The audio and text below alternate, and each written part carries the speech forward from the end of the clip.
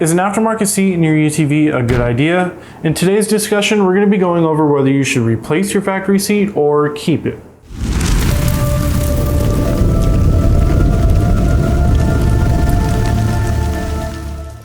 When it comes to riding in a UTV, you'll notice that you have to hang on for dear life.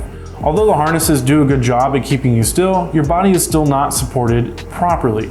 This is because the factory seats in your Razor, X3, or any other UTV don't really offer you much support when it comes to side and hip bolstering. In order to make a seat comfortable, it requires a lot of padding, but there are also design features that need to be taken into consideration, like ease of entry. When you hop in these machines, you'll notice that the factory seats are fairly easy to get into. This is due to lower hip bolstering, which allows you to quickly and easily sit down without having to maneuver your body into the seat. While these seats are comfortable, they just don't have proper support to keep your body as still as possible while taking corners at a high rate of speed. Being contained is very important to improving lap times, making sure that you're focusing on cornering, and also not using the steering wheel to hold yourself in place. This will give the rider a better sense of control over their machine. Sitting in a proper bucket seat for racing will allow you to take your focus off keeping your body still and being able to truly focus on improving turn-in, braking, and most importantly, the line that you're taking. Let's take a look at some factory seats and compare them. First up, we have the Honda Talon, and at first glance, these seats look really nice.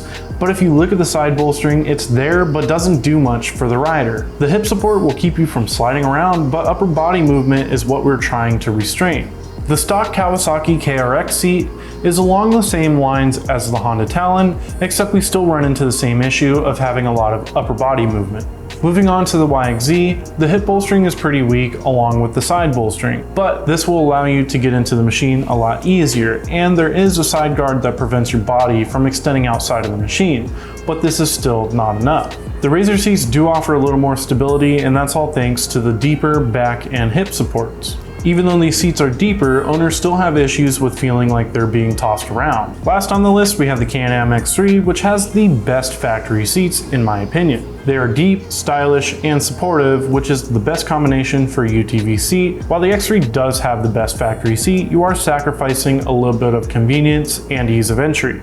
It is a little difficult to get in and out of these machines, and it's not a big deal for most because you will find a routine that works for you that helps you get in and out easily. I will mention that none of these seats are reclinable, and this is due to cage positioning and also giving riders optimal driving position. This brings me to my next topic, which is what seats are available for your UTV. Most UTVs offer a fixed back bucket seat from the factory, which is ideal for hard driving. The other option is a bench seat for the front or rear of your machine, depending on what you have. We also can't forget about the kiddos. Buying the proper seating solution for your children is very important. Do not skimp out on a seat riser for your kids if you are riding with them.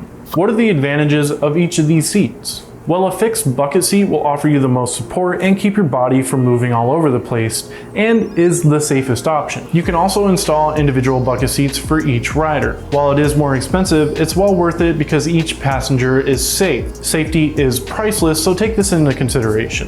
An aftermarket bench seat will do a much better job at keeping your passengers contained, but the only issue that I see with bench seats is that you don't have side bolstering on both sides of each passenger.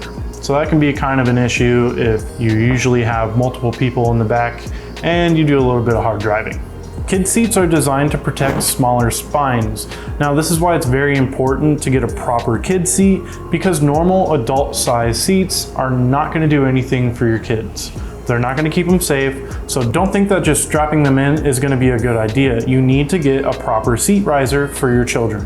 Other riders who are very serious about racing will typically go with a Sparco, OMP, or any other racing bucket seat because they were specifically designed to keep the driver and passenger completely still.